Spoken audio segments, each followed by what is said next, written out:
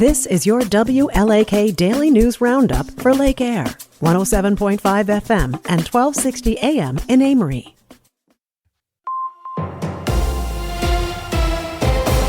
Civic Media News, I'm Terry Bell. Here's what Wisconsin needs to know. Vice President Kamala Harris will talk about the economy and apprenticeships when she visits Wisconsin next week. Her visit to Madison will be her second trip to Wisconsin this year and the sixth time since taking office. Observers expect Wisconsin will be one of just a few states to tip November's presidential election. A new bill in Congress would give state and local governments the final say about resettling refugees anywhere. 75 refugees plan to move to the Eau Claire area this year. Congressman Tom Tiffany says only a handful of local officials knew about it early on. His bill would give them more power to stop resettlements. $32 million cut from Wisconsin state universities is now restored.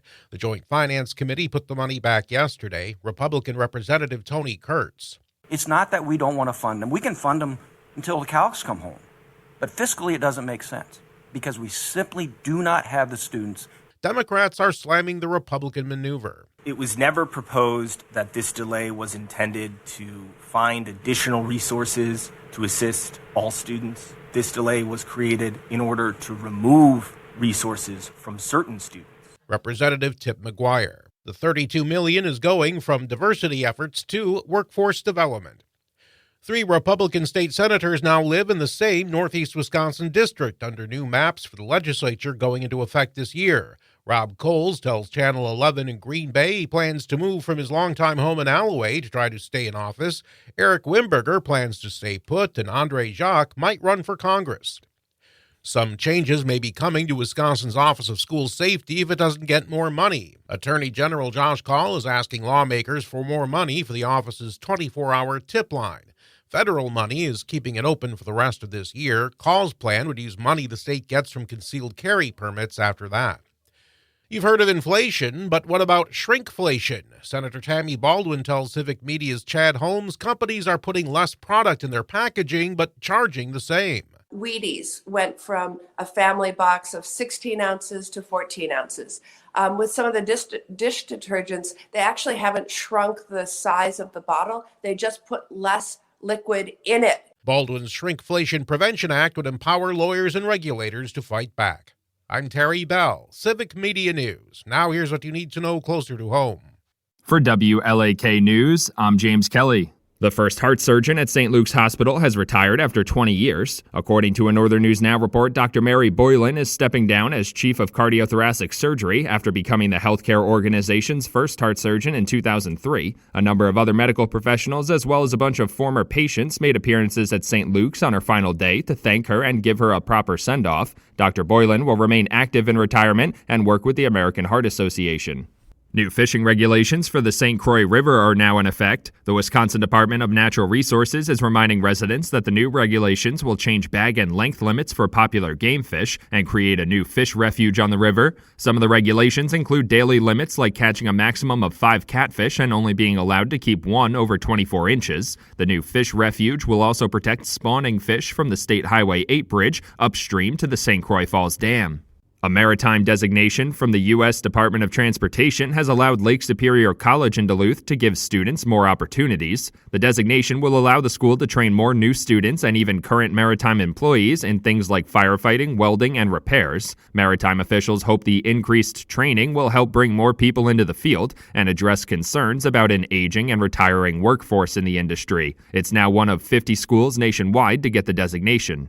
Nurses at Essentia Health's 2nd Street Clinic in Duluth have officially voted to join the Minnesota Nurses Association. Organizers of the union drive are hoping for a bigger say in wages, work conditions, patient care standards, and nurse retention. They filed for a union election in January after nurses at Essentia Health's 1st Street Clinic voted to unionize and voted unanimously to join the union on Thursday. Nurses at the Alena Health Cancer Institute also voted to join the Minnesota Nurses Association this week.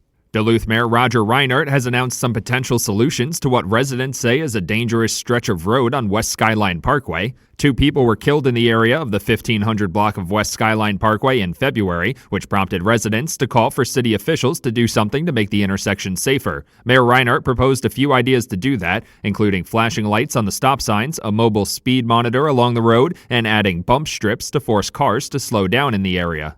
A new blood donation building is opening in Duluth, which will allow residents to donate blood platelets as well. Donating blood platelets is a more intensive process than just donating blood and requires extra space, special equipment, and advanced training. There aren't many places in the region that are equipped to take blood platelet donations, but they can save a lot of lives. The Memorial Blood Centers will be located at 14 East Central Entrance in Duluth, and a blood drive is taking place at Pier B Resort next week.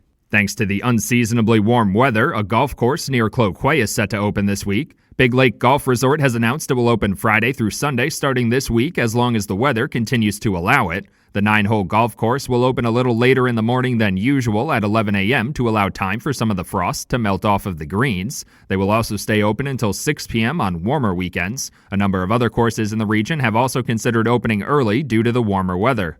If you've ever wanted to take your cat with you to grab a coffee, you'll have a chance pretty soon. According to a Northern News Now report, a cat cafe is set to open in Duluth's Indian neighborhood this spring. The cafe will be called the Wired Whisker, and it will sit in the old Indian Square Children's Center. They are also partnering with a company called Kittytown Coffee, and every pound of coffee purchased from them feeds a cat at a local shelter for a week. They've also partnered with Animal Allies Humane Society.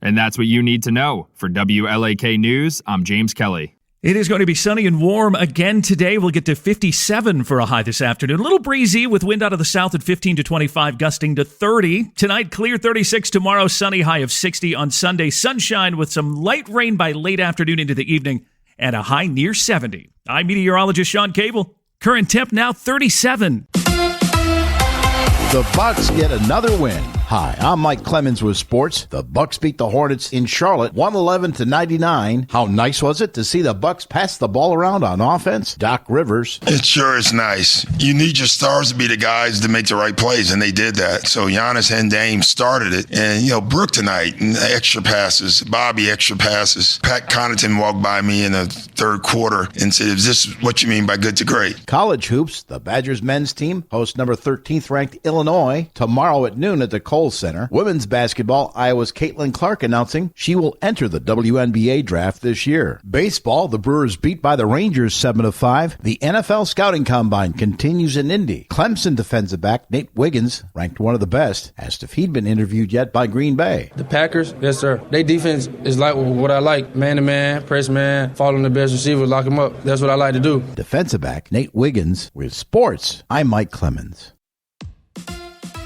I'm Pete with the 60-second Showbiz Beat. Rocker Liam Gallagher had some choice words for fellow Rock and Roll Hall of Fame nominees. Using poor grammar, Gallagher claimed he's, quote, done more for rock and roll than all them clowns on that board, referring to his fellow nominees. Rumor has it that later he even threw in a double negative. By the way, his fellow nominees he supposedly towers over: Peter Frampton, the Dave Matthews Band, Kool and the Gang, Foreigner, Lenny Kravitz, Ozzy Osbourne, Jane's Addiction, Mary K. Blige, and Cher. Liam Gallagher was part of Oasis, by the way. The fact that needed to be said, well, you get it. In a related story, only the Gang was initially nominated to the Hall, which surprised frontman Kool. Eventually, the Gang put enough pressure on the powers that be, and Kool was nominated as well. This is reminiscent of when Gladys Knight and 2 of the Pips were left off the ballot, and only 1 Pip got in. Here's to the hardworking backup singers of the world. We salute you.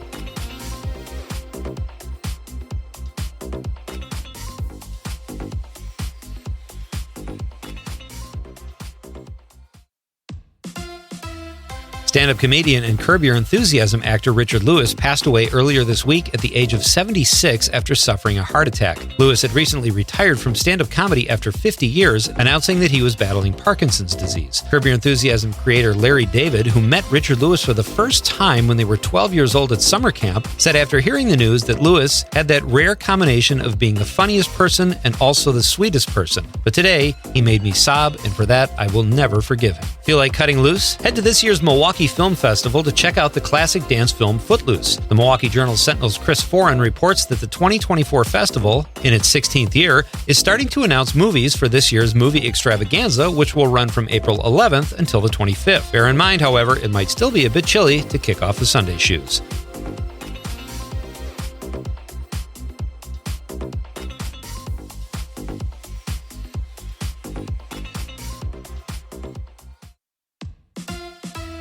Paramount Plus has announced a Ray Donovan spin-off 4 years after the show was canceled. People magazine reports Guy Ritchie will direct the 10-episode series, which is slated for release later this year. The show Ray Donovan ran for 7 seasons and starred Liev Schreiber as the title character. A subsequent feature film was released that ended with Donovan headed to prison. There's no word yet on whether the Emmy-nominated Schreiber will appear in the new series. Heath Ledger died with a script in the bed next to him. The actor passed away due to an accidental drug overdose at the age of 28 in 2008. The New York Post reports that director Stephen Gaghan, who won the Best Adapted Screenplay Oscar for the movie Traffic, told author Malcolm Gladwell on his podcast that Gaghan wanted to turn Gladwell's book Blink into a movie starring Ledger. Gaghan said after the Oscar-winning Ledger's death, he could not go forward with the project. For more showbiz fun, tune in to Nightlight with me, Pete Schwaba, every night between 7 and 9 p.m. on the Civic Media Radio Network.